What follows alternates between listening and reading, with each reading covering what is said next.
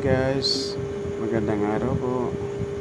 Bago pala po ang lahat, nagpapasalamat po ako sa nag-share ng aking video. Hindi ko na po kayo papangalanan, alam nyo na po yon kung sino po kayo. Maraming pong salamat. Thank you po.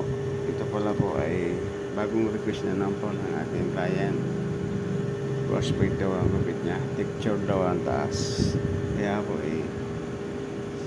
ayan, sinusunod naman natin ang customer natin. Ika nga paulit-ulit lang po ang sinasabi ko. Lagi po ako sumusunod sa ating customer para po masaya po sila. May tintagumpay nga po sila pag umaalis po sila. Ayan, war speed po ang gupit.